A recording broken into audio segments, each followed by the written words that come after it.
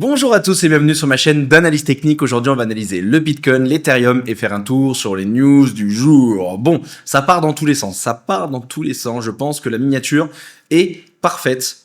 Pourquoi? Parce qu'on a un Donald Trump qui change d'avis tous les 24 heures. Oui, c'est une torture pour les traders court terme et aussi pour ceux qui sont beaucoup trop émotionnels sur les marchés. Il y en a beaucoup, surtout les débutants. Plus on avance dans le temps, moins on a d'émotions parce que tout simplement on a l'expérience, mais aussi parce qu'on a une meilleure diversification et on ne met que ce qu'on risque de perdre. Et ça, c'est important. Voilà, le petit message du début. Vous allez voir qu'avec le temps, ne vous inquiétez pas, ça ira mieux. Et côté trading, pareil. Vous m'avez connu hyper agressif, en mode, allez, on fait du scalp, ou du day trading quand je me sentais peut-être un peu moins, en mode un peu moins dégène. Mais là, depuis un bon moment, je suis plus en swing. Donc, un scalping, pour rappeler, c'est du très court terme. Quand tu fais des trades sur quelques minutes, une heure maximum.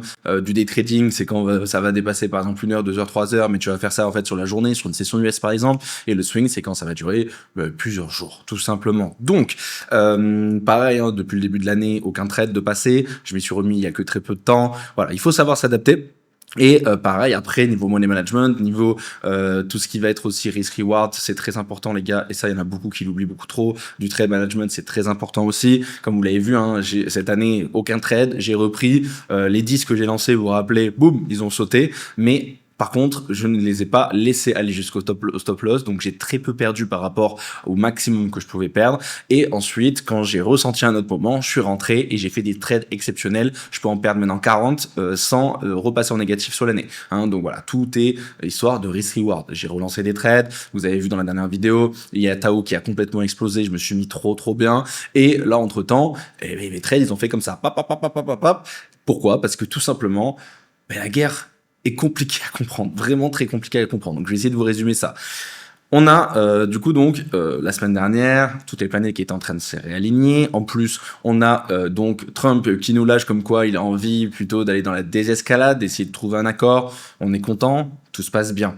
Ensuite, boum, il pète les plombs. Dans le week-end, il dit quoi? Il dit, ok, là c'est soit vous réouvrez le détroit d'Ormuz, soit sinon j'attaque dans les 48 heures vos centrales électriques. Et là, ça fait mal. Donc voilà, il a fait un gros ultimatum. Là, tout le monde s'est dit, oula, qu'est-ce qui se passe? On n'aime pas ça. Ça dump pendant le week-end. Heureusement que c'est dans le week-end. Après, je vous l'avais dit aussi dans la dernière vidéo, faites attention parce que Trump adore parler après les fermetures US. Et là, je crois que c'était peut-être 5 minutes après, des fois c'est 1 heure après, ça dépend. Il aime bien faire ça ou parler pendant le week-end pour éviter en fait des trop gros crashs, des trop gros décrochages sur les marchés financiers. Donc voilà, heureusement, je le répète. Parce qu'on a fini la semaine sur des plus bas et des plus bas qui font très peur, on en reparlera tout à l'heure. Donc, on a cette news directement, l'Iran qui réplique en disant « Ah ouais, tu veux m'attaquer? Tu veux attaquer mes centrales? Mais moi, je vais faire exactement la même chose du côté du Moyen-Orient. Je vais attaquer plein de centrales électriques, même des centres de désalinisation. Bon, j'arrive pas à le dire. Attends, je vais essayer de le dire. Dessalination. J'arrive pas à le dire. Attends. Dessalination. Bon, j'arrive pas à le dire. Oh là là. Ouais, non, mais c'est dur ce mot. Bon, bref, vous avez compris. Voilà, les traitements d'eau salée pour rendre l'eau potable. Il faut que je le lise juste après et que je le rende dans mon cerveau ce mot-là. J'espère que ça vous a fait rire. Donc du coup, tout ça pour dire que voilà, ils réattaquent et ils n'ont pas peur. Donc automatiquement, la peur continue d'enfler. Donc j'étais bien sous l'eau tout le week-end sur mes trades.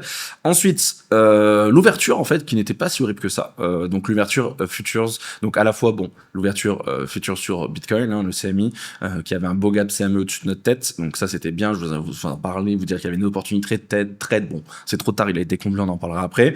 Et surtout, en fait, les futures US. En fait, ça c'est pas beaucoup de monde pensait que ça allait chuter fortement, pas du tout. Et donc ça c'est une bonne nouvelle. Pareil, le pétrole n'avait pas tellement explosé que ça. Et là, boum, coup de massue, Trump qui nous lâche une pépite. Il nous dit quoi? Il nous dit, ok, c'est bon, on n'a pas papoté. Donc pas lui directement. Mais c'est ses disciples qui ont papoté avec l'Iran et pour essayer de trouver un accord, et la discussion s'est très bien passée. Donc là du coup on décide de mettre maintenant une deadline de 5 jours. Donc pendant 5 jours il n'y aura pas d'attaque sur ces points stratégiques, mais là maintenant on a compris il parlait que de ces points stratégiques, donc les centrales, parce que les attaques continuent. Ça continue à bombarder à balles, que ça soit du côté de l'Iran, donc l'Iran continue de se faire bombarder, mais aussi l'Iran continue de bombarder Israël. Donc voilà, je pense que c'était il a joué un peu sur les mots. Mais tout ça pour dire que cette news est incroyable. Elle est incroyable parce que le président Trump dit que là, c'est bon, là, il y a un accord qui est presque signé. Et donc, automatiquement, qu'est-ce qui se passe? Il y a des gros qui ont appuyé très très fort sur acheter. Mais très très fort. Là, dites-vous que vous allez voir, même au niveau on-chain et tout, c'est intéressant ce qu'on a vu sur Bitcoin, mais c'est pareil partout.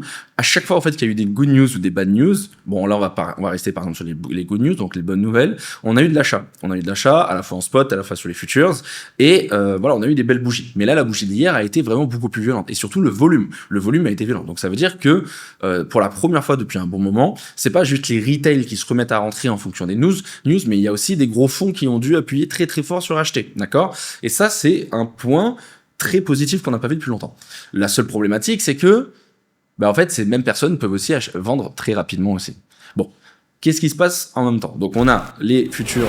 Donc, je vous montre rapidement. Donc, on a là, c'est pas les futures, mais sur ouais, c'est vrai que j'aurais peut-être dû vous montrer sur les futures, mais bon, c'est pas grave. En gros, on a cette bougie ici qui est violente. Je vous mets en 1 heure. Attendez, je suis pas sur le bon. Hop, voilà. Et regardez, on a un gap énorme ici, là, d'accord? Mais dites-vous, sur les futurs, il n'y a pas ce gap. Donc là, on a une bougie qui est énormissime. Sur les futurs, c'est encore plus violent. C'est vraiment ultra violent. Donc, on est content. Énormément d'achats. Et ensuite, hop, je reviens en arrière. Comme ça, je vous montrerai tout à l'heure. Ça va moins faire plaisir. Et sur Bitcoin, du coup, on a une grosse bougie. Pareil. Bon, là, on est en daily, mais tu mets en 15 minutes. Voilà. Boum. C'est, l'annonce de Trump. Donc, grosse bougie. OK? Ça pète. Ensuite, bien sûr, il y a un peu de la vente. On repart. Et là, juste ici, on a quoi? On a donc l'Iran qui démentit, qui dit... Donc ils disent quoi? Ils disent non, c'est complètement faux, c'est une fake news. Le président Trump n'a jamais parlé avec nous. On n'a jamais dit qu'il allait avoir un accord. Jamais de la vie, ok?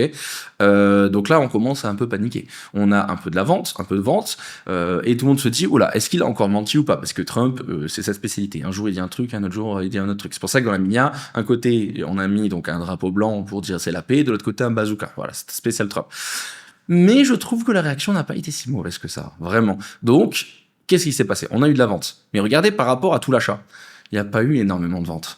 Ensuite, quand tu regardes, par exemple, aussi sur les stocks, tu mets en 1 heure, ça ressemble au Bitcoin. Il y a eu de l'achat, il y a eu de la vente, mais voilà, on est encore très très loin du niveau le plus bas, d'accord, le niveau de vendredi. Même on pourrait dire, oui, alors par rapport à l'ouverture, oui, mais par rapport sur les futures, on est encore beaucoup plus haut. Dites-vous que les futures ont exactement la même tête que Bitcoin, ok? C'est vraiment exactement la même tête. Hop, je remets ça pour après. Donc, on revient sur moi. Donc, je disais que on a eu une réaction excessive d'achat, mais qui montre que c'est soutenu par des gros, et ça, c'est très positif. Ensuite, on a eu un peu de vente, mais pas tellement. D'accord? Ah oui, je suis bête, j'allais oublier quelque chose. C'est exactement la même chose sur j'allais oublier le principal, le pétrole. Donc, le pétrole, pareil. Donc, on a cette news de Trump. Le pétrole qui chute, mais c'est violent, c'est vraiment ultra violent. Regardez, on prend du top jusqu'au bottom. On a le pétrole qui perd 15%. C'est énormissime. D'accord? On a eu un peu d'achat après. Donc, c'est juste ici, là, dans cette bougie. Je vais vous mettre en plus court terme pour que vous compreniez mieux. Hop, en 15 minutes. Donc ensuite, le démenti de l'Iran, ok? Mais on voit qu'il y a eu quoi? Cette 50% qui a été récupéré. Mais là, pendant que je vous parle, déjà même pendant la nuit, regardez, on a pratiquement fait un niveau plus bas. Pendant que je vous parle, on a quand même bien désenflé. Bon, si tu prends le post-annonce, et si tu prends maintenant quand je fais cette vidéo, on est quand même pratiquement à 10% de baisse. Donc c'est assez positif. Ça veut dire quoi? Donc pour le petit récap, je vous remettrai ça après. Peut-être en 4 heures. Bon, on verra après. Donc, pour le petit récap, on a Trump qui dit que, en fait, il y a un accord qui a 2 doigts d'être trouvé.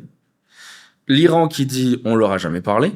Mais bon, ça ressemble un petit peu aussi à la Chine, vous vous rappelez avant, par rapport aux droits de douane, Trump qui disait on a trouvé un accord avec la Chine qui disait non, on n'a pas trouvé d'accord, alors qu'en fait si, parce que peut-être que l'Iran, en fait, c'est leur stratégie. En fait, de leur stratégie, ils savent que militairement, ils peuvent rien faire, donc en fait, ils jouent sur la thune, d'accord? Et la thune, c'est quoi? C'est le pétrole, on va dire tout ce qui est pétrole, gaz, etc. Ils mettent la pression sur ça, et du coup, s'ils disent officiellement oui, on a peut-être trouvé un accord, en fait, là, ils vont perdre un petit peu leur appui psychologique, par rapport à la thune, par rapport à l'argent.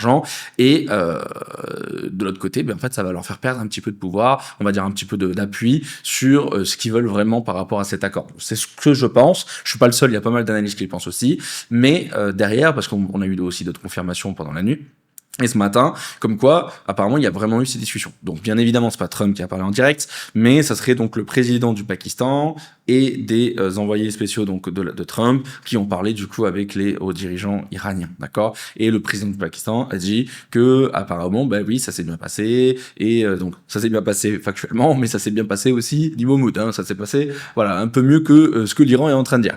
Donc, du coup, ben, le marché, c'est ce qu'il est en train de pricer. J'étais en 15 minutes juste avant. Je sais plus. Attendez, hop, je reviens juste en arrière. Voilà, je crois que c'était celui-là. Voilà, boum. Bon, pas du tout. Je sais même plus. J'étais en quoi? Peut-être en 4 heures. Je sais plus. Hop, voilà. Ah non, j'étais en 1 heure. Voilà, comme ça, on va refaire une analyse du pétrole juste après ensemble. Donc voilà pour le petit récap. Donc maintenant, comment jouer la chose? En fait, c'est simple sans l'être. Pourquoi c'est simple et pourquoi ce n'est pas simple?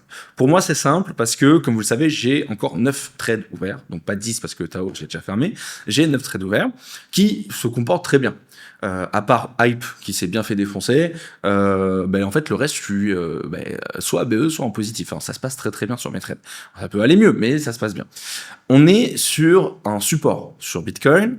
On est sur des supports sur les indices US, donc S&P 500 Nasdaq. Donc, ça peut faire peur sur le S&P 500 Nasdaq, où on peut avoir un décrochage, on peut partir en bear market, etc.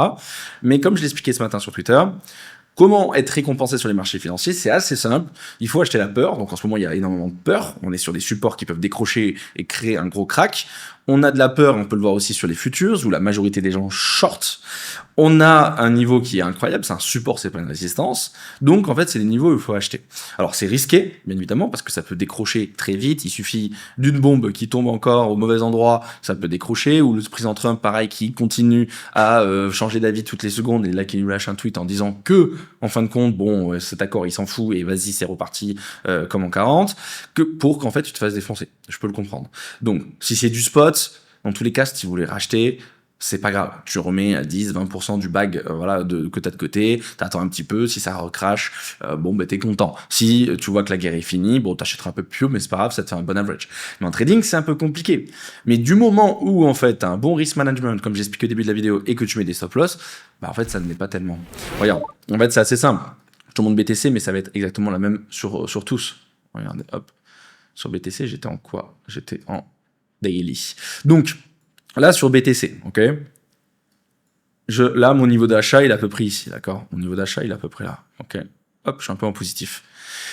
Là, tu vois que on a fait donc un bottom, d'accord. Encore un autre. Tu vois la tendance qui est magnifique hein, sur Bitcoin. Si tu oublies la guerre, tu oublies tout. On est passé d'un bear market en moyen terme à court terme. Là, on est en train de partir sur une tendance haussière. Donc, on reprend la tendance de fond haussière.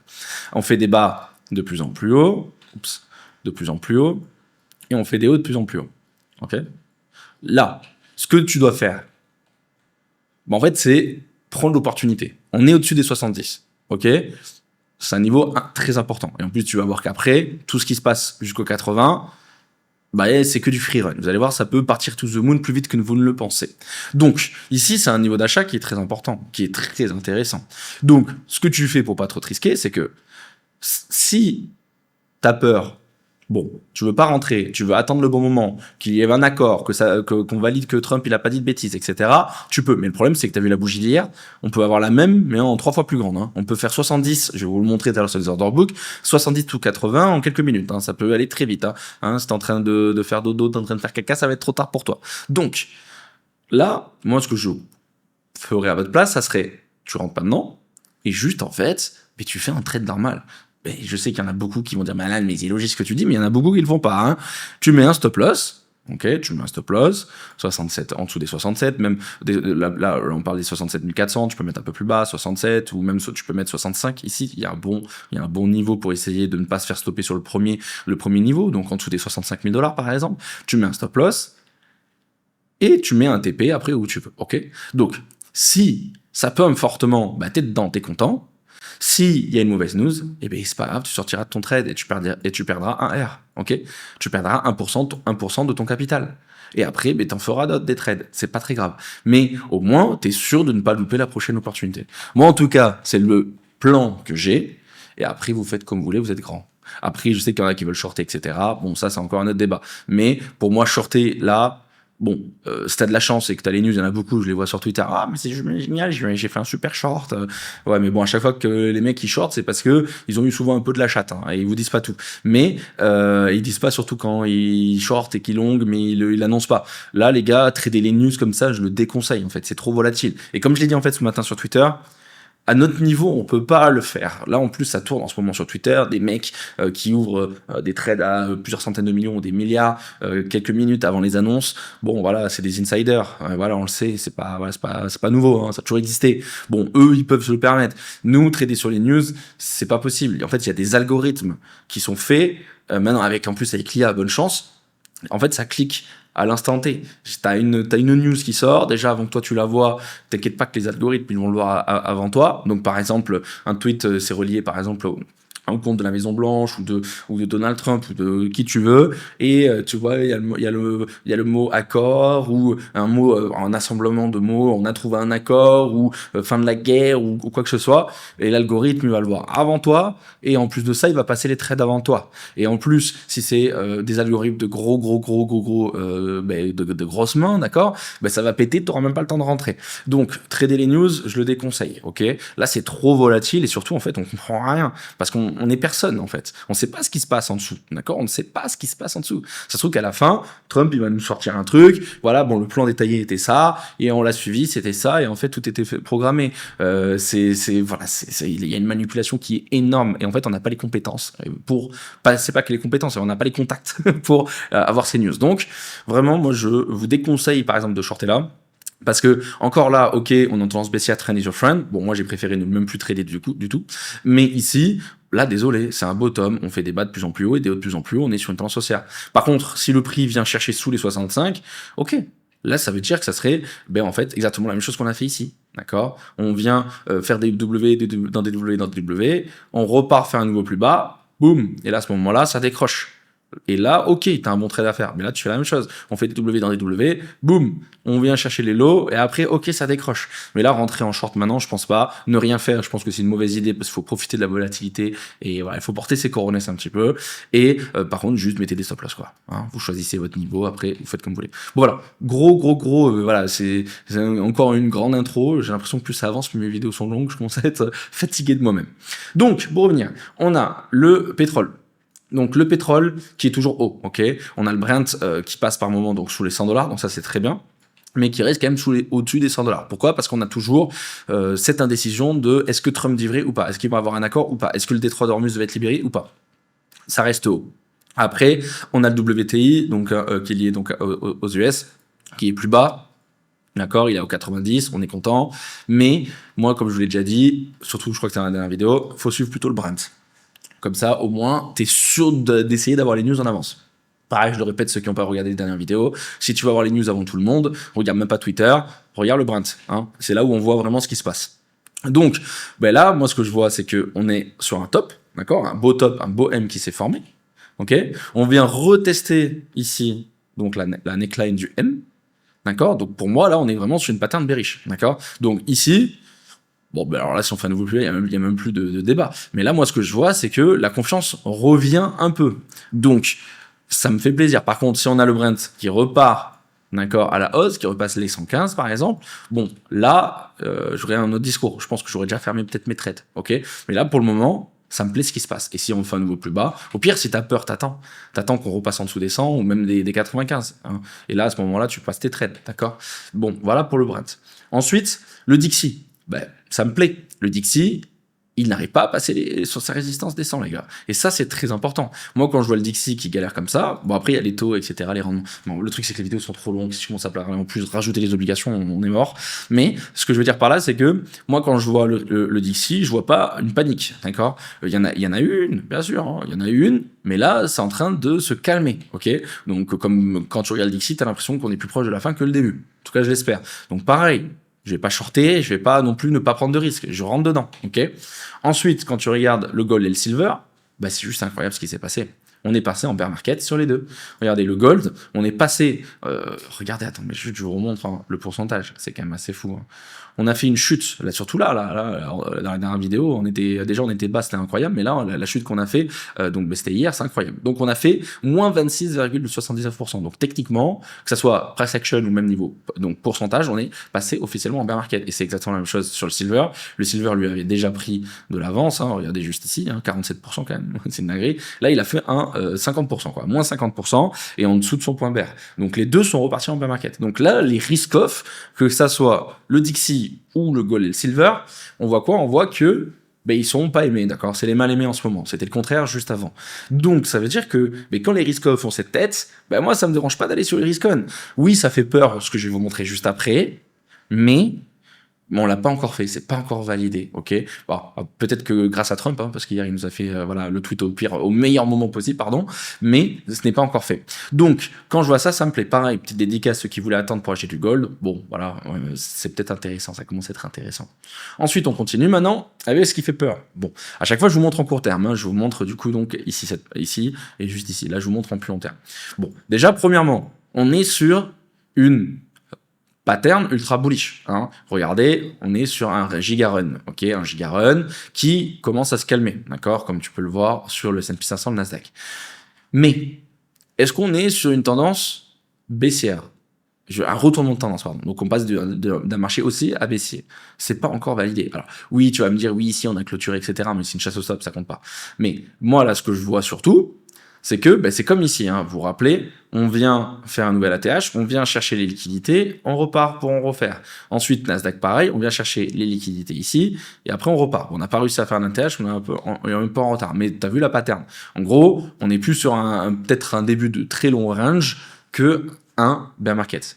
Alors, il faut vraiment surveiller ces deux niveaux, d'accord, bien évidemment, parce que là, si on vient s'installer dessous, là, ça va commencer à être compliqué, parce qu'on va avoir beaucoup de grosses mains, beaucoup d'institutions qui vont paniquer. Déjà, les retail, for sure, c'est sûr, mais bon, les retail, tu les connais, ils sont sortis surtout ici, d'accord? Mais les grosses mains peuvent commencer à paniquer. Il y en a certaines qui peuvent se dire, ok, bon, en fait, on va peut-être aussi partir en récession, n'oublions pas tout ce qui est le côté macroéconomique, mais ça, on en a parlé dans les dernières vidéos, je vais pas en reparler, sinon vous allez me détester, allez voir la dernière vidéo, on vous l'affiche juste ici.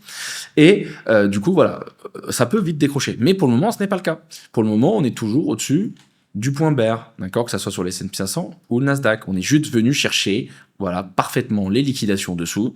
Et comme de par hasard, juste avant que la session US ouvre, Trump qui nous sort ça, et il y a eu énormément d'achats. Et même là, pendant que je tourne cette vidéo sur les futures, ça se passe pas si mal, c'est en train de racheter. Donc, comme je l'ai dit tout à l'heure, oui, ça fait peur, mais c'est dans ces niveaux-là, en fait, que t'as vu, regarde les mecs, ils ont été récompensés, tu vois. Donc, c'est pour ça que, ok, là, tu vois le S&P 500 Nasdaq, bon, à côté de Bitcoin, qui lui est beaucoup plus joli, c'est décoré, ça fait plaisir pour une fois, c'est vrai que le S&P 500 Nasdaq peut faire peur, mais moi, les supports, je les rachète. Et au pire, pareil, même chose, si on fait un niveau plus bas, tu coupes tes trades, voilà, plutôt comme ça, désolé, un M, hein, c'est un peu plus logique, et tu coupes tes trades, tu mets un stop loss, et tu coupes tes trades. Et comme ça, t'es tranquille, et t'attendras qu'on reprenne une pattern bullish. Donc, voilà pour le S&P 500 Nasdaq, après à vous de faire votre choix. On peut voir Nvidia aussi, très important, très corrélé, bon, de toute façon, c'est le boss du Nasdaq. Et même aux US en général, de toute façon, c'est le boss, même sur le S&P 500, sur tout ce que tu veux, de toute façon, c'est lui qui lead le marché global. Et surtout, il est très très corrélé aux cryptos. Bon, pour une fois, les cryptos sont même meilleurs que le Nasdaq. Mais ce que je veux dire par là, c'est que donc le Nasdaq a fait un giga run, donc giga run.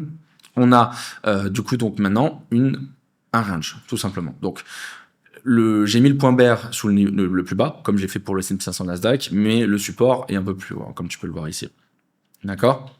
Et pareil, la résistance est juste ici. Ok? Donc, là, qu'est-ce que tu vois sur Nvidia? On voit qu'on attend de voir ce qui se passe. Ok?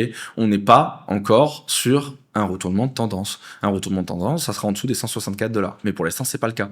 Donc, est-ce que j'ai envie de couper mes trades sur les cryptos? Non. Si on vient ici, est-ce que je vais les couper? Pourquoi? Non. Parce que ça se trouve qu'on va juste donc récupérer les liquidités et repartir. Par contre, si on s'installe dessous, là les gars, pareil, bonne chance pour l'année 2026. Pour BTC, donc pour revenir, BTC, super niveau pour entrer. Comme je vous l'ai dit, la tendance, je vais pas vous la expliquer, elle est magnifique. Et maintenant, ben voilà, il va falloir défendre les plus bas. Et surtout, ben là, en fait, ça peut très, très vite accélérer. Et en fait, ce qui est intéressant, c'est qu'entre les 70 000 $ et les 80 000 $, c'est juste ici, un peu plus bas, bon, bref, ici, là, c'est complètement vide. Donc, en gros, on peut faire une bougie, vous êtes même pas prêt, hein, une bougie de 10 000 $ super rapidement. Bon, ça se trouve que ça sera en plusieurs jours, mais ça peut aller arriver très, très, très, très vite.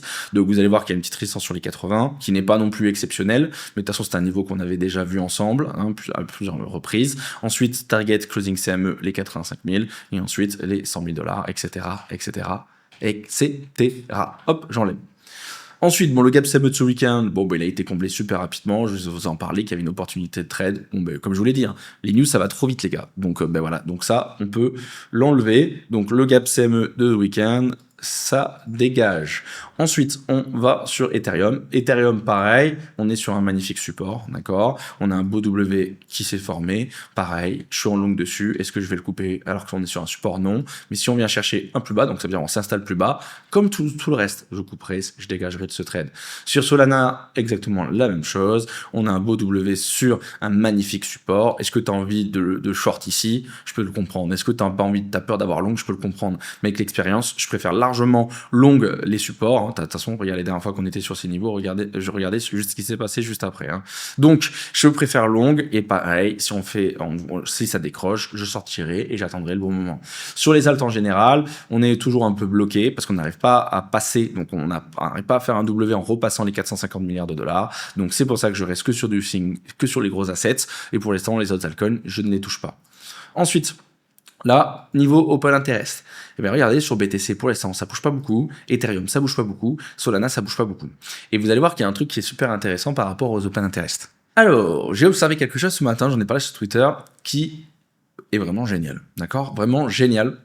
Pourquoi? Parce que, tout simplement, on est sur un mouvement de marché, sur en fait une divergence qu'on n'a pas vue depuis longtemps, et qui me donne en fait l'envie de penser que, comme je vous l'ai dit, de toute façon on l'a vu sur les volumes spot en général, je vous en ai déjà parlé, mais que en fait des grosses mains sont en train de rentrer sur le marché des cryptos.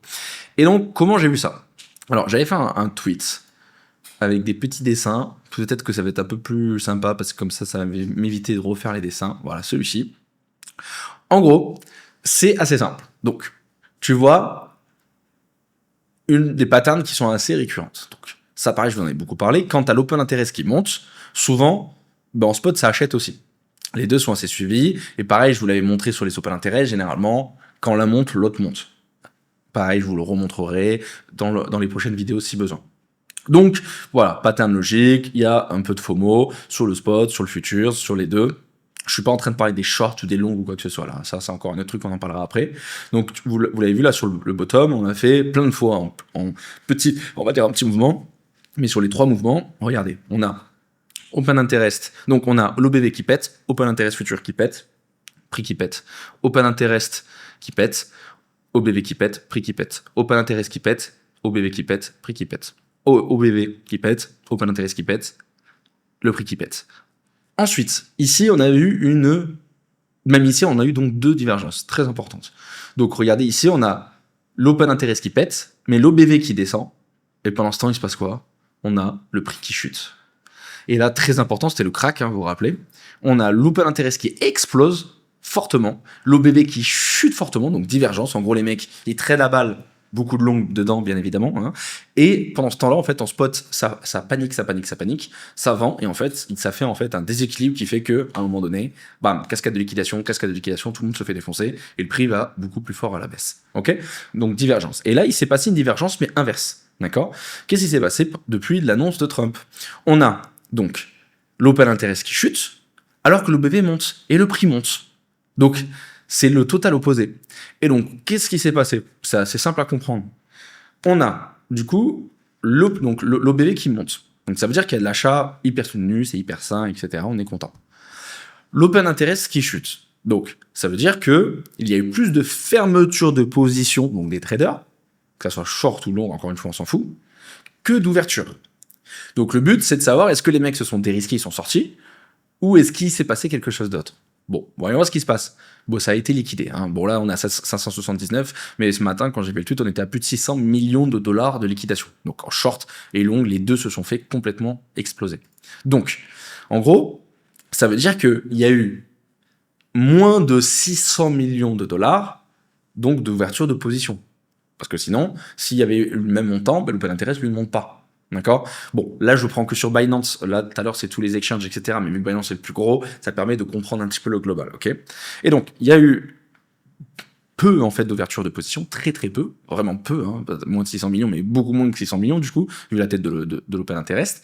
Mais de l'autre côté, il y a eu énormément d'achats en spot. Donc, c'est la première fois qu'on voit ça depuis bien longtemps. Donc, ça veut dire quoi? Ça veut dire que c'est un mouvement qui est ultra sain. Un mouvement qui est malsain, c'est quand, en fait, il y a l'open interest qui monte hyper fort, les longues qui montent hyper fort, tout le monde entraîne long, le prix qui monte, mais en fait, de l'autre côté, bon, bah, à un moment donné, tu sais que le marché, il va venir les punir, ok? Et surtout, bah, quand c'est en divergent avec l'OBV, comme tu as vu ici. Alors que là, bah, en fait, c'est tout le contraire, c'est hyper sain. Et moi, j'adore cette data, surtout pareil, quand tu vois le pump qu'il y a eu sur les futures, pendant l'annonce de pump, etc., de Trump, ça a été quand même assez incroyable. Donc voilà, vous prenez cette info comme vous voulez, mais moi je trouve que ben voilà, encore une data qui me donne envie de rester. Et là quand tu regardes maintenant, bon ben voilà, c'est pas le setup parfait, mais regardez, on a donc le prix qui n'arrive pas à faire de nouveau plus bas. On fait des hauts de plus en plus hauts et du coup ben là on s'était riche pour aller faire un autre. Donc on va dire que le price action c'est un 10 sur 10. Ensuite, on a les spreads en négatif, donc ça pareil c'est 10 sur 10, ça veut dire qu'il y a énormément de pression vendeuse sur les futurs, donc ça c'est incroyable, les gens short, les gens ont peur, donc le prix adore aller dans le sens opposé. Sur les funding, regardez, la majorité du temps on est en négatif les gars, la majorité du temps on est en négatif, et même regardez pendant le pump à un moment donné, regardez on est même passé en négatif, donc ça veut dire que les mecs ils sont tellement dans le truc en mode ouais Trump je le crois pas, vas-y la guerre ça va partir en cacahuète, qu'en fait bah ils font que shorter en fait. Et moi ça me plaît, hein, ça me plaît énormément. Donc ça c'est parfait. Et ensuite on a l'OBV qui repart tranquillement. Et maintenant il va falloir faire un nouveau plus haut. Ok.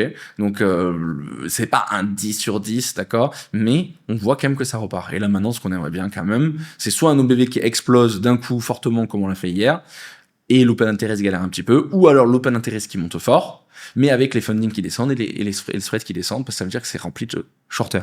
Et moi, ce setup, il me plaît, les gars. Hein. Là, ne pas long ici, pour moi, c'est complètement impossible. Encore si tu avais cette pattern, on vient récupérer, donc là, regardez, hein, tous les stops, et là, on repart un peu en dessous. Bon, là ça pue, hein, ok. Mais là, pour le moment, ce n'est pas le cas. Donc, ça me plaît énormément. Ensuite, quand tu regardes, bon, ben voilà, au global, on est à 0,0022, d'accord? Et sur Ethereum, on est même en négatif. Donc ça veut dire que sur Ether, il y a plus de shorters dans le marché global dans le monde sur Ethereum que de longues. Les mecs sont ultra bearish alors qu'on est sur des supports. Et de l'autre côté, pareil sur BTC, ou pratiquement pareil. Donc là, on va faire un petit refresh, voyons voir ce qui s'est passé depuis tout à l'heure. Voilà, bon, ça remonte un petit peu. Bon, là, ça remonte un petit peu, mais on est pratiquement à 0. Et BTC, ça remonte un petit peu. Mais ça reste tellement faible. Vraiment, c'est faible. Et regardez, là, les alts, il y en a certaines qui se font complètement mais overshorté. Et quand tu regardes le global, bon, bah, à part l'or, hein, voilà, mais tout le reste, c'est soit c'est shorté, d'accord, soit c'est très faible. Et ça me plaît énormément. Ensuite, sur Ethereum, qu'est-ce qui se passe? Open interest qui monte, il y a eu un peu de désintérêt, sur l'OBV aussi. Bon, on voit clairement que le mouvement d'hier, c'était BTC le patron. Mais le truc, c'est que là, si BTC fait un nouveau plus haut, t'inquiète pas qu'Ethereum, il va vite rattraper. Ensuite, on a les spreads en négatif, c'est parfait, les funding en négatif. Sur Solana, lui, bon, ben pareil, il manque encore un petit peu de volume sur les open interest, mais c'est pareil, BTC qui refait un nouveau plus haut, tu vas voir que l'argent va vite revenir. Par contre, lui, en spot, c'est la plus belle des pépites, hein. C'est le plus beau des trois. Pourquoi? Parce qu'on n'a même pas fait de nouveau plus bas, et surtout, on est déjà en train de faire un nouveau plus haut. Donc là, ça montre qu'il y a des gros qui sont en train de racheter fortement sur Solana, alors qu'il y a un désintérêt le plus total sur le futur. Et c'est bullish, les gars. Avec des spreads en négatif et des funding la majorité du temps en négatif. Ensuite, quand tu regardes sur les order books, pareil, ultra bull les gars. Regardez, sous le prix, on a des gros ordres d'achat. Donc pareil, comme je te l'ai dit, si tu as envie de mettre un stop loss, tu le mets par exemple ici sur les 67 000 $, en dessous, un petit peu en dessous. Tu vois qu'il y a beaucoup de thunes pour racheter. Et si tu veux être encore plus safe, moi c'est plus mon cas, va plutôt sous les 65 000 $. Tu vois, et là t'es tranquille, ok? Normalement, sauf en cas de escalade ultime de la guerre. Ensuite, au-dessus, vous vous rappelez, il y avait des ordres un peu sur les 78, mais c'était pas non plus foufou. Ils y sont même plus. Et maintenant, il y a que de l'argent sur les 80, et après, il y a plus rien. Donc, en gros, mais comme je vous l'ai dit, vu tous les shorters qu'il y a là, il suffit juste d'aller refaire un nouveau plus haut. En plus, il y a pas mal d'imbalances à aller chercher. Les gars, ça peut moon, mais tellement vite. Donc, pareil, si t'as un peu peur, au pire, t'attends un peu les 72. Mais moi, je suis bien content d'être déjà dedans, parce que là, mes trades se passent très bien. Sur Ethereum, bah, c'est encore plus bullish. Pourquoi? Parce que, les gars, il n'y a rien du tout. Il y avait des ordres, vous vous rappelez, sur les 2700, je vous ai dit, voilà, faites attention les 2700, mais maintenant, il n'y a plus rien du tout, d'accord? Vraiment. Et il y a des ordres, voilà, qui se collent au prix petit à petit. Donc ça, c'est vraiment parfait, parfait, parfait. Juste Solana, faites attention, parce que même si la good news, c'est que plus on avance, plus il y a des ordres qui se collent au prix. Donc ça, c'est très, très bien. Il y a encore pas mal d'ordres. La 23 000 de Solana, c'est pas mal. Il y a toujours quand même une énorme résistance sur les 95. Donc, à voir la réaction. Donc, mais vu ce qui se passe en spot, peut-être qu'on va réussir à tout absorber, d'accord? Donc, niveau order book, c'est le plus bullish. Par contre, niveau order book, order flow, c'est le plus bullish, mais niveau order book, juste attention à la réaction sur les 95. Par contre, en passant les 95, préparez-vous, ça va partir to the moon. En plus, vous vous rappelez, je vous ai expliqué dans les dernières vidéos qu'il y avait de l'argent qui attendait sur les 100 000, les $100, mais là, il y a même plus rien du tout. Donc, c'est ultra bull. Ensuite, donc les ETF, donc la semaine dernière, donc on était sur une semaine en positif, mais la fin de semaine, petit à petit, on voit qu'il y a de l'argent qui sort. Donc en même temps, c'est corrélé au Brent. Hein, c'est exactement la même chose que je vous explique à chaque fois. Donc, moi, ce qui m'intéresse, c'est ce qui s'est passé hier, la réaction. On a eu 167 millions de dollars d'inflow. Donc c'est bien, c'est pas non plus énormissime, d'accord. Donc ça prouve aussi que c'est pas les ETF qui ont fait provoquer ce gros pump, et ça c'est encore une meilleure news. Mais on voit que la confiance revient. Et surtout, en fait, il y a aussi ce gros débat en ce moment. Je le vois, hein, là, tout le monde est à cran sur non mais Trump il ment, non mais c'est les rangs qui ment, Trump il ment, bref, moi quand je regarde actuellement les ETF, je vois qu'il y a plus de personnes qui pensent que c'est vrai que faux. Quand je regarde le Brent, il y a plus de personnes qui pensent que c'est vrai que c'est faux. Quand je regarde le BTC, c'est pareil, quand je regarde les indices US, c'est pareil. Donc, moi je regarde les chiffres. Peut-être qu'il ment, hein, d'accord. Ça se trouve qu'il a jamais, ses envoyés plutôt n'ont jamais parlé avec les responsables de l'Iran, ou peut-être qu'il dit la vérité. Mais en tout cas, quand je regarde les chiffres, pour l'instant, je préfère rester dans mes trades que les couper. Ensuite, niveau news macro, cette semaine, c'est vide. Ça fait plaisir parce qu'on a eu beaucoup trop là ces derniers temps. Donc, on ajoute aujourd'hui paiement manufacturier et services. Important, attention, très important. Mais c'est pas aussi important qu'un FOMC, quoi. Et jeudi, les inscriptions hebdomadaires au chômage. Donc, à suivre. Ensuite, le Trueflation montre que l'inflation continue de monter en direct. Logique. Mais après, il dit que c'est 1,74. Bon, pareil, on va pas refaire des débats si c'est les bons chiffres ou pas. Mais ce qu'on peut voir, c'est que le pétrole, le gaz, on va dire tout ce qui touche, voilà, à un moment donné, votre portefeuille, continue de faire mal à l'inflation, ça continue de monter, mais c'est pas aussi impressionnant que si on tient pendant plusieurs mois et pour refaire monter un CPI à 3%, d'accord, ou 3,2%, je crois. Donc voilà, ça peut très vite retourner. Donc c'est pour ça tous ceux qui ont peur, attendez, parce qu'il faut pas trop paniquer. Pareil, là c'est une catastrophe sur les probabilités de baisse de taux d'intérêt. J'en ai parlé dans la dernière vidéo, allez la voir, pareil par rapport au FOMC, etc. Là, voilà, on a le moment où on a le plus de probabilité de baisse de taux d'intérêt, c'est le 15 septembre 2027, c'est dans un an et demi. Mais bon, pareil, c'est dans l'idée où la guerre dure. Mais vous inquiétez pas que là, si ça s'arrête et que tout reprend à la normale, le monde aura quand même un petit pansement à se mettre, mais c'est pas aussi grave, ok? Donc pareil, ça bougera rapidement et fortement. Je vois un petit coup d'eau et j'arrive. Allez, maintenant on va faire les news. Donc pareil, n'oublions pas, c'est les news qui commencent à peu près, qui commencent au 20 mars. Hein.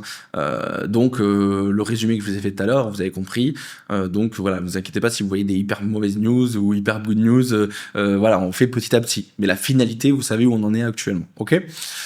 Donc, on a eu le Pentagone qui a envoyé du coup donc des milliers de marines donc supplémentaires et 3 navires de guerre au Moyen-Orient. Donc pareil, hein, ça les gars, bon voilà, c'est un petit coup pareil de ok les gars, on est prêts à aller encore plus fort. N'oublions pas par rapport à l'île de Kark, j'en ai parlé la dernière fois. Ensuite, donc on a le président Poutine qui a proposé de cesser de fournir des renseignements à l'Iran si les États-Unis font de même pour l'Ukraine. Alors lui, il est vraiment malin.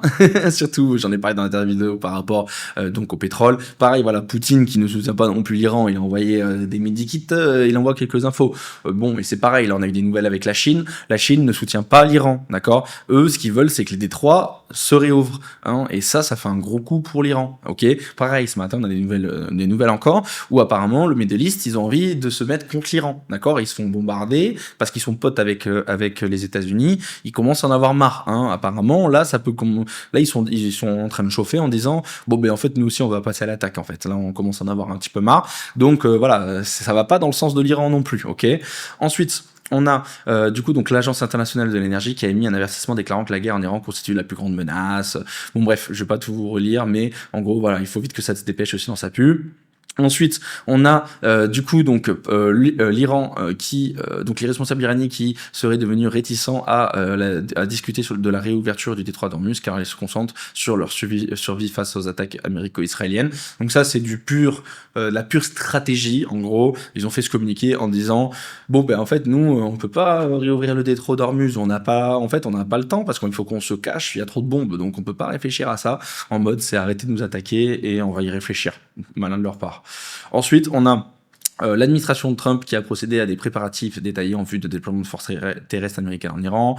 Donc pareil, on en a déjà parlé. Donc voilà, de toute façon, ils le savent. Ils veulent à la fois peut-être prendre l'île de Karg pour la mettre en mode international, hein, ou de l'autre côté aussi essayer d'aller mettre en fait des équipes pour aller récupérer l'uranium.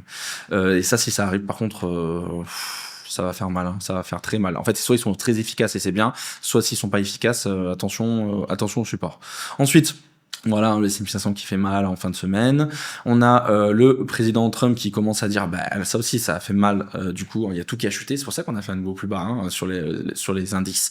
Il a dit, mais moi, en fait, je m'en bats du détroit d'Ormuz. Hein, j'en ai pas besoin. J'ai assez de pétrole. Qu'est-ce que je m'en fous du détroit d'Ormuz. Et donc, quand il a dit ça, bah, tout le monde s'est dit, ah, ok, bon, bah, en fait, c'est plus sa priorité. Du coup, bon, le monde entier va souffrir et blablabla. Blablabla. Mais bon, il a rechangé d'avis entre temps. Ensuite, il a dit que donc les États-Unis sont sur le point d'atteindre leur objectif alors que nous envisageons de réduire progressivement nos importants efforts militaires au Moyen-Orient. Donc voilà, ça intervient 13 minutes après la fermeture du marché, donc good news. Mais bon, cette news, vous pouvez la mettre dans la poubelle parce que juste après, il est reparti en cacahuète parce que juste après, hop. Donc en gros, là, dans la même journée, à 15h43, il avait dit « Je ne veux pas de cessez-le-feu avec l'Iran ». Et à 17h13, il commence à dire « Bon, en fin de compte, je vais ralentir un petit peu ». Donc voilà, il rechange d'avis. Donc le marché, regardez, qui pète les plombs. Donc voilà, ça chute. Après, ça remonte. C'est complètement débile. Ensuite, c'est encore plus violent, vous allez voir. On a le CEO de stratégie Fong Li qui a dit un truc intéressant, par contre, rien à voir avec la guerre, qui a déclaré que l'ETF Bitcoin Spot proposé par Morgan Stanley, on en a parlé dans les dernières vidéos, représente un pari massif sur Bitcoin. Il a raison, il a souligné que Morgan Stanley gère un patrimoine de 8 000 milliards de dollars. Si ce montant est alloué selon le ratio modéré recommandé de 2%, donc en mode, ça veut dire que s'ils mettent que 2% en fait de leur equities dans le Bitcoin, cela entraînerait un afflux de 160 milliards de dollars de capitaux sur le marché, soit environ 3 fois la taille de la bit de BlackRock. Ouais, vous avez compris, c'est une dinguerie ce qu'il vient de dire, il a raison. Hein. Et ça, c'est pareil, c'est pour ça que moi, les gars, je reste bullish à long terme. Il y en a beaucoup qui me détestent parce que je suis un ultra bull. Je m'en fous parce que j'y crois à long terme. Et quand, c'est logique, les mecs, ils mettent 2%, regarde, 160 milliards qui peuvent arriver sur le marché. Et le nombre de fonds qui attendent ça, de pouvoir rentrer. Et n'oublions pas la Clarity Act qui va bientôt être dévoilée. Et du coup, plus de clarté, donc réglementaire, donc ils vont pouvoir déléguer des fonds. Après, il y en a certains, ils ont que 1-2%, ils aimeraient passer à 5, à 10. Non mais les gars, il y a trop de thunes qui va arriver. Vraiment, je me sens toujours ultra bullish pour le futur. Ensuite, Détroit d'Ormuz, avant le week-end. Donc voilà, toujours pas de passage ou très très peu. Donc vraiment la cata. Ensuite, on continue avec, là c'est toujours le plan de Trump, ça on en avait déjà parlé. Ensuite, on continue avec des nouveaux détails entre l'accord de paix. Donc, des responsables américains affirment qu'il pourrait y avoir une marge de négociation concernant la restitution des avoirs gelés à l'Iran. Ils appellent ça des réparations. Nous, on pourrait appeler ça le remboursement des fonds gelés. En gros, ça c'est très très cool en gros parce que dans les dernières déclarations de l'Iran, vous vous rappelez, ils ont dit ils ont dit des trucs complètement fous. Que plus personne peut les attaquer pendant je sais pas combien de temps. Après qu'ils laissent le régime, ou je sais plus, il y avait plein de trucs de fous. Et dedans, le plus fou c'était ouais, bon, ben les gars, vous nous remboursez l'argent des dégâts en mode de cette guerre. Et en fait, les États-Unis, ils ont dit, bah nous, en fait, ce qu'on peut faire, c'est que tous les avoirs qu'on avait gelés chez vous, bah, en fait, on peut vous les redonner. Donc, en gros, vas-y, tu veux de l'argent, bah tiens, tu peux prendre tout l'argent, mais en fait, c'est pas l'argent des US, c'est l'argent de l'Iran. On y récupérait, et en gros, comme ça pourrait cocher une case voilà, bon, ils sont malins quoi, dans les demandes de l'Iran. Les États-Unis affirment que tout accord visant à mettre fin à la guerre devrait inclure la réouverture du détroit d'Ormuz, ça c'est logique. Question des stocks d'uranium hautement enrichi de l'Iran, ainsi, bon ça voilà, ça c'est vraiment le nerf de la guerre, hein, vous en souvenez, ainsi que l'établissement d'un accord long terme sur le programme nucléaire iranien, donc les deux vont ensemble, et les missiles balistiques aussi très importants sont voilà, à surveiller, hein, donc à surveiller, et son soutien aux groupes armés dans la région. Et du coup, donc les revendications iraniennes comprennent un cessez-le-feu, des garanties que la guerre ne reprendra pas, et des compensations. Donc les compensations, c'est ça. Donc ils ont trouvé une solution, là, il y a les US. Ensuite, le cessez-le-feu, facile. Et après, les garanties qu'il n'y a pas de guerre, bon, ils vont dire ça, mais après, vous savez très bien qu'ils peuvent dire un truc et faire le contraire, donc ils pourront dire, ouais, nous, il n'y a pas de souci, mais bon, ils pourront le niquer un autre jour. Donc, en vrai, c'est pour ça que je me dis que, en fait, là, ça avance et peut-être qu'ils vont trouver une solution. Mais juste, en fait, il y a toujours cette histoire d'uranium et du nucléaire qui bloque, en fait. Ensuite, on a l'équipe du président Trump qui cherche actuellement à identifier le meilleur interlocuteur pour négocier avec l'Iran, ainsi qu'un pays pouvant servir de média. Donc ça a été trouvé, donc ça a été le Pakistan. Donc génial, le Pakistan, on dit que ça s'est bien passé, donc ça s'est passé dans la nuit. Parce qu'avant c'était Oman, mais après vous avez vu, ça s'est passé, ça s'est pas très très bien passé quoi.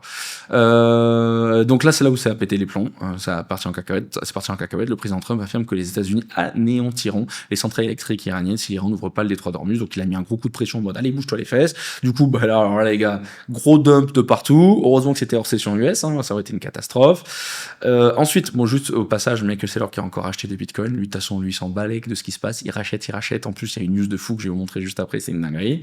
Ensuite, il y a l'Iran qui a dit, ah ouais, tu veux faire ça, vas-y, y a pas de souci. L'Iran va fermer, du coup, on va fermer complètement les détroit d'Ormuz, hein, il y a même pas un seul bateau, on frappera les infrastructures vitales au Moyen-Orient, cela inclut les installations énergétiques, informatique et dessalement de l'eau. Le plus haut commandant militaire iranien affirme que la stratégie militaire du pays est passée d'une approche défensive à une approche offensive. Et ouais, là, il est en mode, ils ont attaqué. En fait, ils ont dit, ah ouais, tu veux faire ça, c'est horrible, mais nous, on va faire encore plus. C'est bon, on en a marre. Les autorités iraniennes affirment que le pays dispose de réserves suffisantes de biens essentiels pour aller pour une durée allant jusqu'à 1 an. Ben oui et non, parce que en gros, ouais, bon, ben si tu veux, de niveau bouffe et niveau, peut-être que tu vas tenir 1 an, mais après, en fait, le problème, c'est que si t'es en total blackout, bon courage pour ton pays, frérot. Hein, donc internet, électricité, etc. Ensuite, on a il y a voilà, un B5 qui est ultra chill, il dit bon allez voilà, nous connaîtrons 50 jours de prix élevé, mais 50 ans sans armes nucléaires iraniennes, en mode voilà, ok on peut souffrir, on va souffrir, on est en train de souffrir, on va encore un peu souffrir, mais pas si longtemps, même pas 2 mois, et en fait après, au moins comme ça on est chill, et on n'aura plus le nucléaire en Iran. Et bon, ensuite voilà, gros dump bien sûr des stocks, gros dump du gold, du silver, à l'ouverture en Asie, ça a été une cata, moins 4% sur au Japon, moins 6% en Corée du Sud, bref, ça a été une petite cata, mais après ça a vite été racheté, heureusement que Trump nous a mis bien.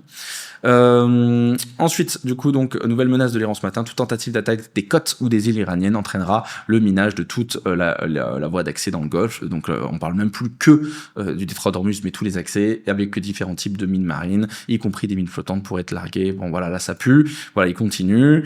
Ensuite, là, ils n'ont pas été contents. Ils ont dit, vous attaquez nos hôpitaux, nous n'avons pas fait de même. Vous avez attaqué nos services d'urgence, nous n'avons pas fait de même. Vous avez attaqué nos écoles, nous n'avons pas fait de même. Même si vous coupez l'électricité. Donc, mais si vous coupez l'électricité, nous couperons l'électricité. En mode, voilà, là, depuis le début, ok, on se fait défoncer, on arrive à bien répondre, mais on n'abuse pas. Bon, après, voilà, ils se font passer pour les gentils, quoi. Et après, par contre, si vous attaquez nos centrales, on attaquera vos centrales. Et après, bon, ben là, Trump, d'un coup, il a dit, hop, bon, en fait, c'est bon. On a parlé cette nuit, on a trouvé un accord. Je vous laisse lire en entier si vous voulez, petit screenshot, mettez sur ChatGPT si vous ne parlez pas anglais. Mais en gros, le président Trump affirme que les États-Unis et l'Iran ont eu des conversations très bonnes et productives en vue d'un règlement complet et donc un règlement complet, donc c'est pas un règlement, hein, un accord, une fin de guerre complet et totale de la guerre en Iran. Donc Trump a ordonné au ministre de la guerre de reporter toutes les frappes contre les centrales électriques iraniennes. Donc voilà, cette phrase est importante parce que beaucoup de gens ont pensé que les US allaient arrêter arrêté d'attaquer l'Iran, mais c'était juste les centrales électriques iraniennes, parce que on a vu que dans la nuit et ce matin, ça continue d'exploser pas mal. Ensuite, de l'autre côté, on a non, c'est une dinguerie, hein. Là, c'est là où tout le monde s'est dit, oula, bon, le ministre iranien des Affaires étrangères qui dément les propos du président Trump concernant les pourparlers. Bref, ils ont jamais eu de contact direct ou indirect, donc ça veut dire avec le président ou avec des intermédiaires. Mais après, on a appris que apparemment c'était vrai. Donc, qui dit vrai ou pas, on en a déjà parlé dans la vidéo, je vais pas vous le répéter. Voilà. Ensuite, donc, on a l'Iran qui publie un communiqué donc qui dément tout ce que Trump a dit. Bon, je vous l'ai déjà dit tout à l'heure. Ensuite, donc Michael Saylor qui continue de racheter, lui se met bien. Bon, ça s'est calmé, hein. On n'est plus sur des 1 milliard, mais on reste quand même sur un 76 millions de dollars. Donc GG à lui, vous allez voir qu'il a prévu encore beaucoup plus que vous le pensez. La Turquie, l'Égypte et le Pakistan auraient transmis des messages entre les États-Unis et l'Iran dans le but de désamorcer la tension. Donc ça, c'est très bien. Donc pareil, aurait, mais apparemment c'est vrai. Ensuite, on a le président Trump qui réagit au démenti de l'Iran. Il dit que il espère que les États-Unis et l'Iran se rencontreront bientôt et régleront ce différend. Génial. Il prévoit de se concerter avec l'Iran par téléphone. Génial.